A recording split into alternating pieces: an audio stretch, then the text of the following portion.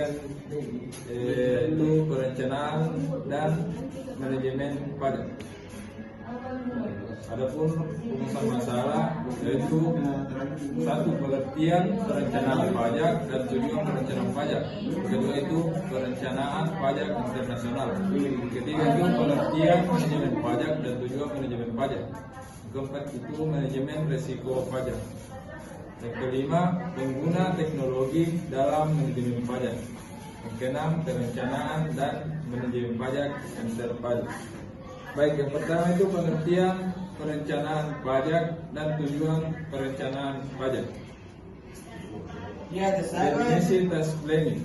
Task planning adalah kegiatan perencanaan atau pengelolaan pajak yang dilakukan oleh wajib pajak untuk mengoptimalkan pengurangan pajak secara sah dan menghindari risiko penyimpangan atau pelanggaran peraturan perundang-undangan yang berlaku dalam kegiatan task planning. Selanjutnya, strategi task planning.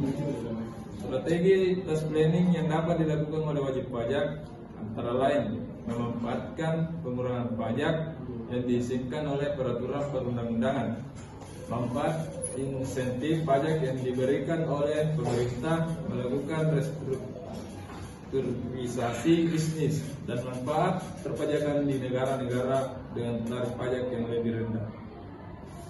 Tujuan task planning yaitu mengurangi beban pajak. Yang kedua itu meningkatkan efisiensi keuangan. Yang ketiga itu memastikan kepatuhan perpajakan. Selanjutnya itu perencanaan pajak internasional. Perencanaan pajak internasional yang strategis diperlukan untuk unggul dalam perekonomian global. Sebagai firma CPA pajak internasional, FCP dapat membantu perusahaan Anda mengembangkan strategi perpajakan global secara keseluruhan yang memfasilitasi tujuan bisnis global Anda masuk akal secara bisnis dan dapat dipraktikkan. Baik, selanjutnya itu pengertian manajemen pajak dan tujuan manajemen pajak.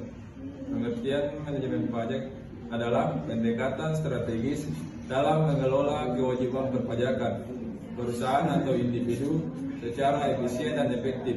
Tujuan utama dari manajemen pajak adalah untuk memaksimalkan penghematan pajak dan memastikan kepatuhan terhadap peraturan perpajakan yang berlaku. Adapun tujuan manajemen pajak, yang pertama itu secara finansial mikro, meminimalisasi laba setelah pajak. Yang kedua itu secara organisasi makro, memaksimalisasi laba setelah pajak. Yang ketiga itu secara praktikal mengurangi kejutan-kejutan saat dilakukan pemeriksaan oleh petugas pajak. Yang keempat itu memenuhi kewajiban perpajakan sesuai dengan ketentuan yang berlaku. Berikutnya, manajemen risiko pajak.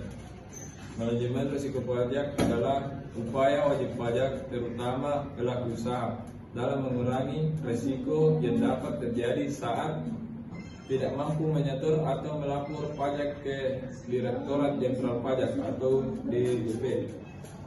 Manfaat manajemen risiko pajak yaitu menghemat pajak yang sah. Kedua, meningkatkan efisiensi keuangan. Selanjutnya, penggunaan teknologi dalam manajemen pajak. Penggunaan teknologi dalam manajemen pajak di Indonesia telah meningkat efisiensi dan kemudahan bagi wajib pajak. Berikut adalah beberapa contoh penggunaan teknologi dalam manajemen pajak. Pertama itu sistem administrasi pajak online.